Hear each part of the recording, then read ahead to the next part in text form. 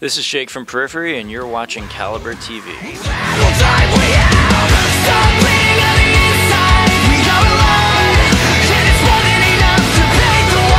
is CaliberTV here. Right now we're with Jake from Periphery. How you doing today, sir? Pretty good. How are you?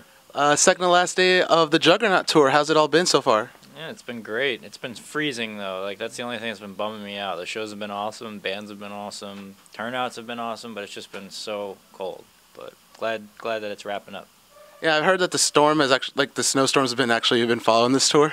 Yeah. We've run into a bunch of them, and they just keep coming. And we actually got stranded in Nebraska on this tour we had to miss a show.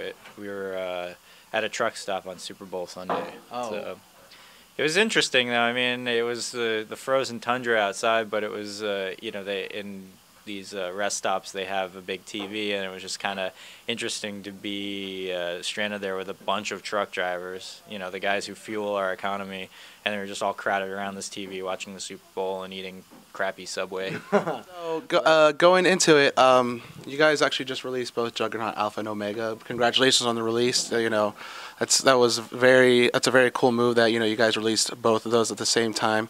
Now I actually spoke to Mark about this in another interview a few years back, and about the whole concept of Juggernaut. Like you guys had just released Periphery 2, but he was already telling me about how you guys were already planning the concept for Juggernaut. Now I just wanted to know, like, how far back has Juggernaut been planned? The actual idea to do a concept album has been around forever, probably as far back as 2005 or 2006. Mm-hmm. But the right time to do it has always been hasn't been upon us. And then after we put out Periphery 2, we even told the public that it was something that we were going to do shortly after Periphery 2, but it just wasn't the right time, and the story and the music, everything's changed so much since those original concept ideas, and really like the bulk of it was written last year. Now for fans or any new people that might not be familiar with your band, can you just briefly explain the concept and the story of the Juggernaut? I can't. Spencer would like it if we didn't reveal. Spencer is our singer, and he's the one who wrote it, and he knows that we have such a devoted fan base, mm-hmm. and like we want people to kind of figure it out on their own, mm-hmm. first, and then eventually we'll release something, either graphic or something to go along as like a companion with the concept. But for right now, we're not going to say too much. Oh, okay. You got to keep the fans in suspense. I like that. Just a little companion, like you said, a graphic novel, or maybe perhaps like a short film. Yeah, how about like a movie starring Robert Downey Jr. or something? That'd be sick. Oh my God, Robert Downey Jr. and well, like you said, not many people know too much. They got to come up with their own interpretation. But Robert Downey Jr., I just feel like, it's automatically gold. Yeah. And I gave him away my first hint there. The main character is a dude. So that's something that probably fans will be speculating for some time. But, you got to keep it in suspense.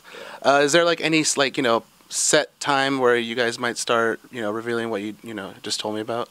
No, I think it's still pretty early. Obviously, we don't want to do it too far down the road because eventually people are going to get sick of Juggernaut and they're going to want the new thing. So it's got to be pretty soon, but I can't say when. Of course. Now, was the plan always to just have both of the albums come out together, or was there maybe a point in time where maybe you wanted to guys just release one album and then maybe a few months down the road release the other one, like Metallica did with the Load and Reload albums? It was just there's a bunch of reasons why we wanted to do two separate albums released on the same day, but originally we were just going to put it on one disc, but it wouldn't fit. So what we had to do is kind of come up with, well, do we do one release with a double disc case, or do we do two separate releases with two separate artwork designs? And what we realized when we were listening back to the finished project is that once we got to like track 10, it was like, just exhausting, and it was just like, I mean, we're hardcore musical listeners sometimes, and we're sometimes more casual too. Like, we don't just listen to metal and stuff. So we figured, like, if we're inundating our fans with just, you know, an 80+ minute album, it's just gonna kind of get old. And when you split it up, you can divide up your listening experience and not have to feel committed, and there are other songs that aren't getting like ignored, you know, because like if you put in either album, it's over 40 minutes each worth of music. So it's a solid. They're both solid record lengths, I think. Now, of all the songs on there, which one, like, you know, was your personal favorite to, you know, kind of write in the studio? I have a pretty big attachment to Alpha. That's that's the song I contributed most to. But I also like 22 Faces. I actually prefer listening to the Alpha songs and the Omega songs, but I still love both. Oh yeah, of course. 22 Faces was actually my favorite. Actually, I was listening to it on the way here. I was stuck in traffic, and I was like, you know, like the beginning riffs. I'm just like, oh, I just want to bump the pedal, but Cool. don't want to hit anybody. But no, well, let's just talk about that song in particular. You know, what was how did that song come together? Is there any cool stories behind that song? 22 Faces? Yep. Yeah, actually, that song no one liked. And that song was a tester track for the concept record for a long time. And it went through many, many revisions, and we all hated it. And then we had a bunch of different versions of it, but we took the version that Misha had some riffs on, and I had some riffs on, and we were able to work with Spencer, who was also a huge component of the arrangement of that song. And we finally settled on an arrangement that would work, and then after it took a real long time, and then after we figured it out, everybody was pretty happy with it, and it's some people's favorite song in the band. So, but yeah, that was a tough one to get right. It really was. And the original incarnations of it they sound nothing like what it sounds like now. Great. Like I said, that's my favorite one on the record. So I'm glad that one, you know, made its way through. I guess it's good. You know, what's that saying go? Sometimes the journey is better than the destination. Yeah. So that one rings true for that song. Now, going a little bit on a tangent here. Now, I know you contributed to Grand Theft Auto 5 for a heist mission. Can you tell me a little bit how that came together? Well, I did a deathmatch. I made a deathmatch map. I wish, if they're listening or watching, please let me design a heist. I'll make a killer one. But no, this was just I was bored in my room one day, and I loaded up the creator, and I was playing the online thing, and I was driving around just not like with no aim, and I drove into this like really creepy, like sketchy area of the map, and I'm like, wow, this is really cool at night. Like I would love to like actually have some sort of like event, you know, some sort of job happen here, and I decided to make a death match, and I told people on my Twitter to check it out, and it didn't really go anywhere. It was just like a little fun thing that I did, and then later down the line, about like a month or two, we got invited to Rockstar to just play the online portion with some of the devs that worked for them, and it was fun and everything. Like we were playing all their maps and stuff, and I'm like, hey, I got a map that we could play. You want to try it? And they're like, you made a map? And I'm like, yeah, let's play. And they're so happy that, like, cause like all the guys that they get in there to play, they're musical guests a lot of the times, and like they're not really familiar with the game as, like that's one of my favorite games of all time. I play it all the time, and I know a lot about it. I know about the history of it. I've been playing Grand Theft Auto since it first came out in like the 90s,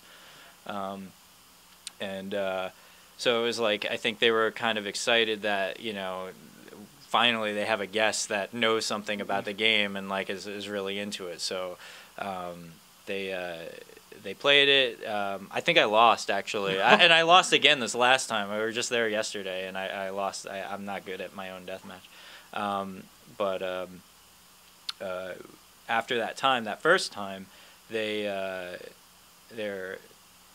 they played it, and then maybe like a week or two, maybe even like a month later, I got an email saying that it was a verified job, and they added it officially to the list of verified maps. So that was really cool, because like that doesn't happen to many people. They verify like 10 maps every like 4 months or so. So it was nice to be a part of the game, and we have a really good relationship with Rockstar now, and I'm excited to be kind of associated with them in some way. Yeah, I'm totally feel like the one thing I'm bummed about is I never got a chance to play when it was snowing. Did you get the chance to play when it was snowing? I did, and it was super frustrating, and I just like stopped because like the cars are just like fly all over the place, and I get frustrated easily. So like it actually felt like you were driving to. Oh, that's tight. Were different, yeah. Wow. It looked cool though. It looked way cool. But it just also felt weird because it's supposed to be Los Santos and it's supposed to be warm and stuff. If they ever release like Liberty City, that snow would be cool for that. Now, before 5 came out, what was your favorite GTA game? San Andreas. Man. I love San Andreas. A lot of people say it doesn't feel like a traditional, GTA game, but it still brought like a whole level like freshness and diversity to the franchise. I just liked that it was massive. There were 3 different cities. There were so many little Easter eggs. I thought the characters were like, I thought CJ was such a cool character, and I just like the whole like.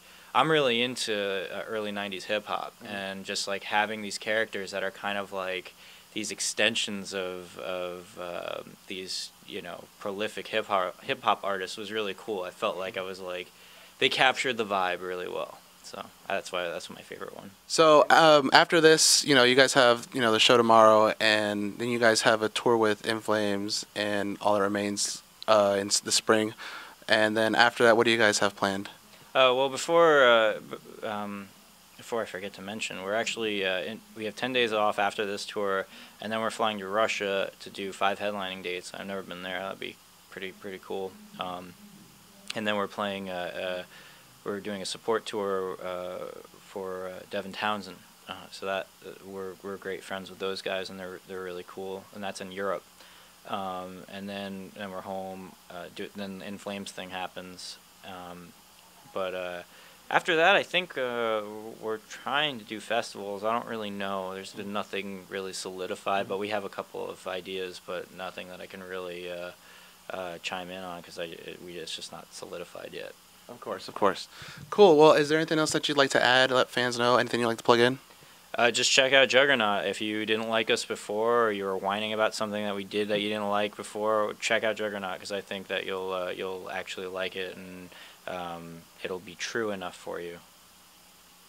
Awesome. Thank you so much again for your time. Thank you. Jake from Periphery. Juggernaut is out now. Alpha and Omega through Sumerian Records. Richard from CaliberTV, and we'll see you later.